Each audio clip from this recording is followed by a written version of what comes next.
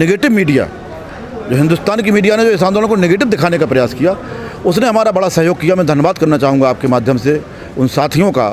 भले ही उनकी विचारधारा मुझसे विपरीत थी, वो गलत तथ्यों को पेश कर रहे थे, लेकिन ये तथ्य जाकर के किसानों ने जब घरों में, अपने गाँव में, अपने खेतों में सुने तो वो इतना जागरूक हो गया, वो खुद समझदार हो गया और इस आंदोलन को मजबूत करने में जुट गया। सर 6 महीने के दौरान राकेश टिकैत जी को 4 बार धमकी मिल चुकी है, मोबाइल फ़ोन पर या टेलीफोन पर, वैसे SMS किए गए हैं। अब एक्सटॉर्शन मांगी गई है 11,000 रुपये की, अश्लील जो है वीडियो भेजे गए हैं। इसके अलावा उन पर हमला भी हो गया था पिछले दिनों। तो ये कौन लोग हैं, उन पर कार्रवाई कितनी हुई है सरकार के द्वारा? ये एक और सफलता है इस आंदोलन की। इस आंदोलन की बड़ी सफलता है, जब विरोध करने वाले इतने घटिया स्तर पर उतर आए तो समझ लो हमने चोट सही जगह कर दी। धमकी मिल जाए, हमला हो जाए, इससे हम लोग डरने वाले नहीं हैं। कुछ भी हो जाए, या तो मुझे गोली मारी जाए, जिंदा रहते डरने का सवाल नहीं है। और हिंदुस्तान की 130 करोड़ जनता मेरे पीछे है, किसी की ताकत नहीं है जो गोली से भी हमसे निपट ले। तो ये आंदोलन की सफलता है। धमकियाँ मिलती रहती हैं, कोई उसकी परेशानी नहीं है। हम धन्यवाद करेंगे, कम से कम हमारी संज्ञान तो ले रहे लोग, धमकी भरी दें लेकिन हमें याद तो करते हैं। सर आपने कहा कि मीडिया नेगेटिव दिखा रहा है, उसको कौन डिसाइड करेगा नेगेटिव है या सही है? बेहद महत्वपूर्ण प्रश्न आज आपने इतना महत्वपूर्ण प्रश्न पूछा, इसके लिए मैं धन्यवाद करूंगा आपको। ये कौन डिसाइड करेगा कि क्या सच है क्या झूठ है?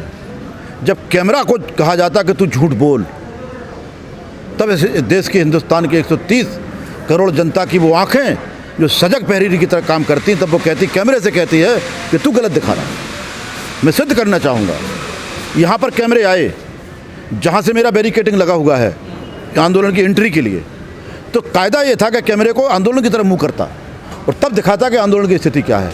कैमरे को उल्टा घुमा दिया गया और जहाँ रोड खाली था वहाँ दिखाया गया कि गाजीपुर बॉर्डर खाली, किसान जा चुके हैं, आंदोलन ख़त्म हो चुका है। इस तरह कैमरे को अंधा किया जाता है। तो ये हिंदुस्तान की 130 करोड़ जनता सिद्ध करेगी कि झूठ क्या है, सच क्या है, कौन खालिस्तानी है, कौन पाकिस्तानी है, कौन आतंकवादी है, कौन राष्ट्रभक्त है।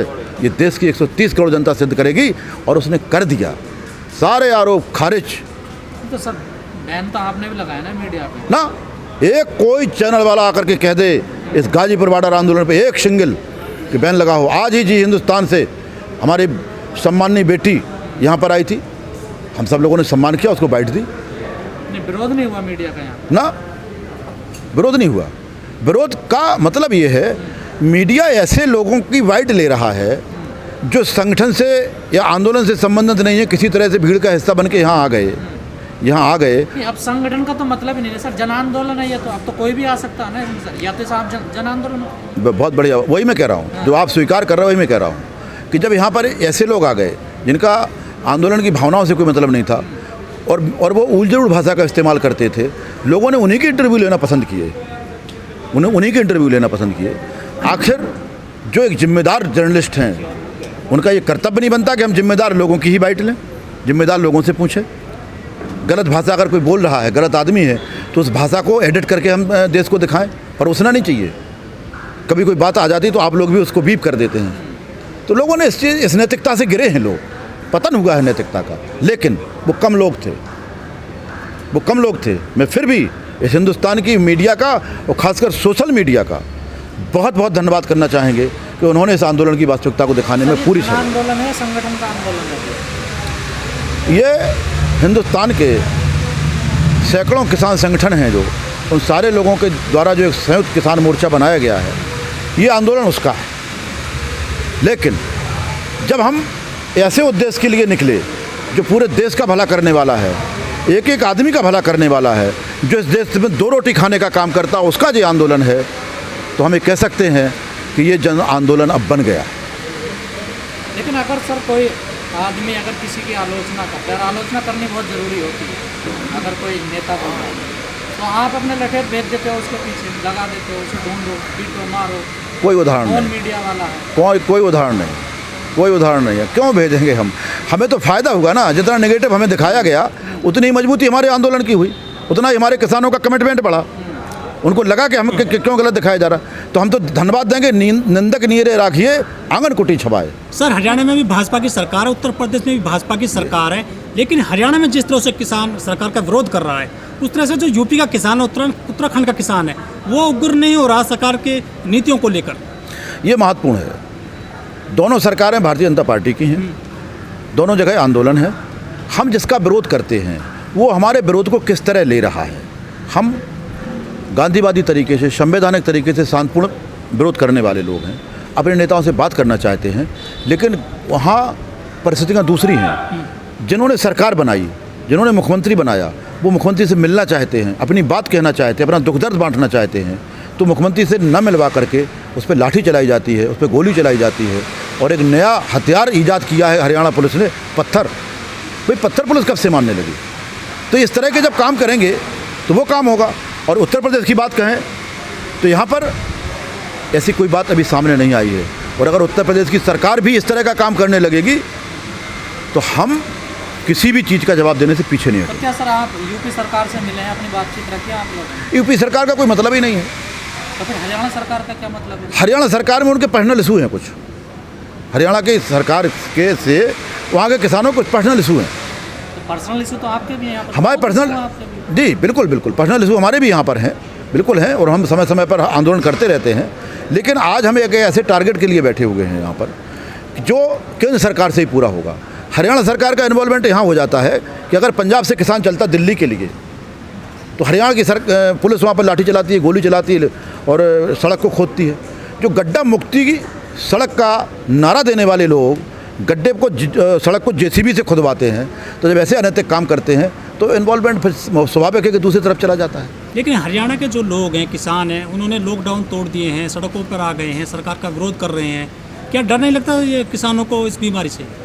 नहीं, देखो किसान एक ऐसा तबका है, अगर ये बीमारी से डर गया होता तो आज हिंदुस्तान बर्बाद हो गया होता।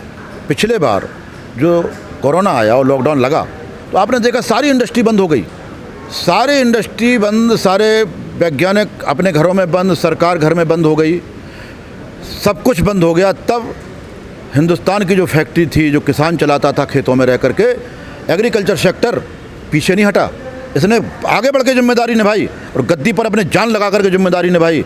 जो सरकार कहती थी कि मेडिकल के लोग, लाइन के लोग कोरोना वॉरियर हैं, स्वास्थ्य के लोग कोरोना उसके सुरक्षा वाले हैं, सफाई वाले हैं, हम सम्मान करते कि ये कोरोना वॉरियर थे। क्या किसान कोरोना वॉरियर नहीं था जिसने हिंदुस्तान की 130 करोड़ जनता का पेट भरने के लिए अपने खेतों में जा कर के, खेतों में तो समूह में काम होता है, खेतों में जाके काम किया और अपने पैदा किया फसल को, और आधे दामों में जो सरकार ने तय किया था उससे आधे दामों में सरकार को सौंप दिया कि हम बर्बाद हो सकते लेकिन देश को भूखा मरने नहीं देंगे। लेकिन शहरों में कुछ संस्थाएं हैं, एनजीओ हैं, वो कोरोना वॉरियर के नाम पर लोगों को सम्मानित कर रही हैं, उनको प्रशस्ति पत्र देती हैं। और जो आपने बातें बताई हैं, किसान कितना काम करता है कोरोना महामारी में, किसी को भी इनाम नहीं दिया है संस्थाओं ने, ना कोई प्रशस्ति पत्र दिया है।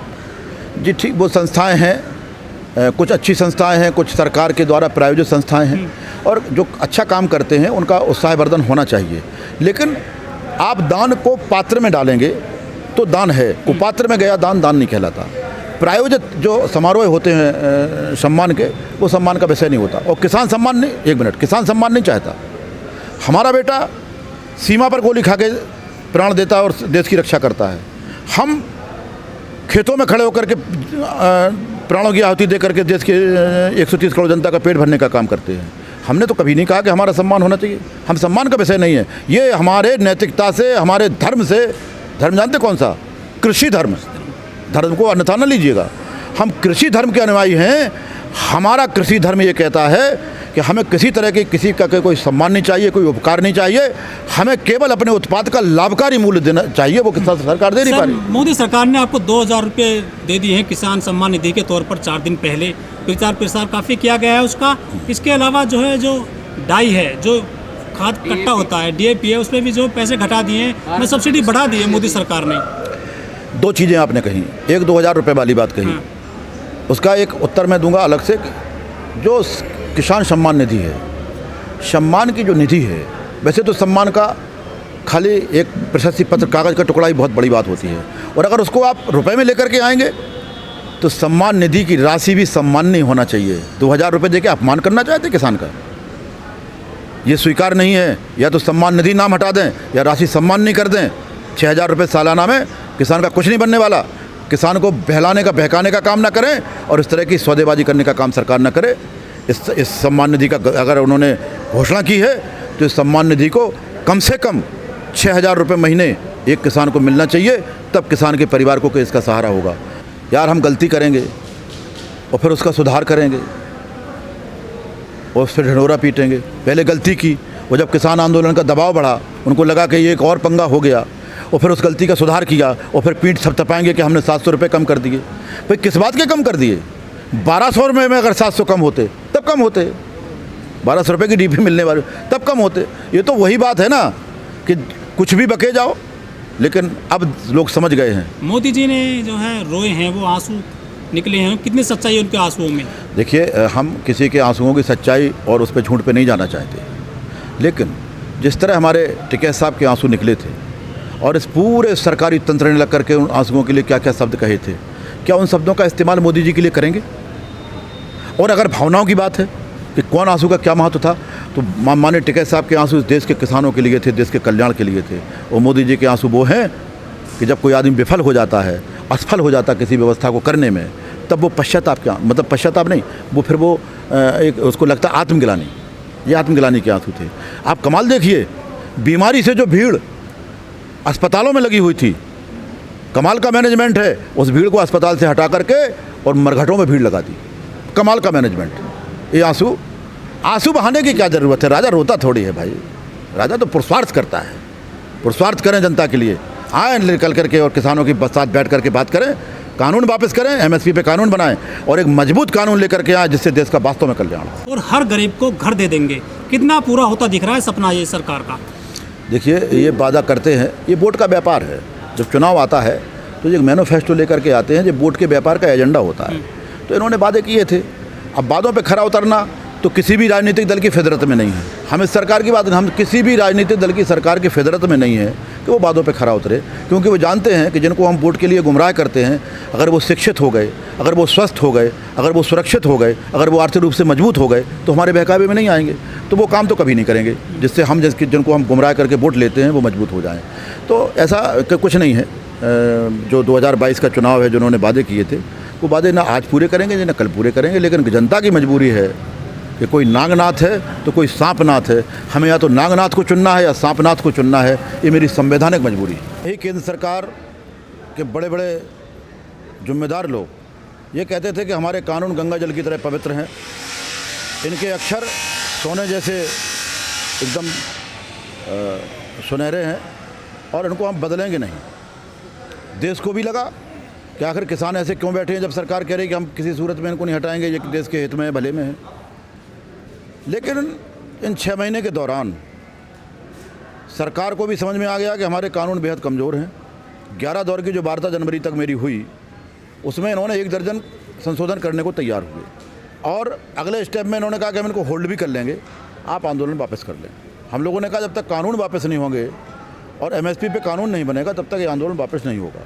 माननीय सर्वोच्च न्यायालय ने भी इनको फटकार लगाई और कहा कि ये कानून कतई देश हित में नहीं है, इनको रोका जाए। ये मेरी सफलता थी। दूसरी सबसे बड़ी सफलता ये है कि शुरुआती दौर में लोग समझ नहीं पाए थे कि ये कानून क्या है, और अगर हम अपने स्तर से समझाते तो बड़ा समय लगता, लेकिन सरकार की जो हठधर्मी थी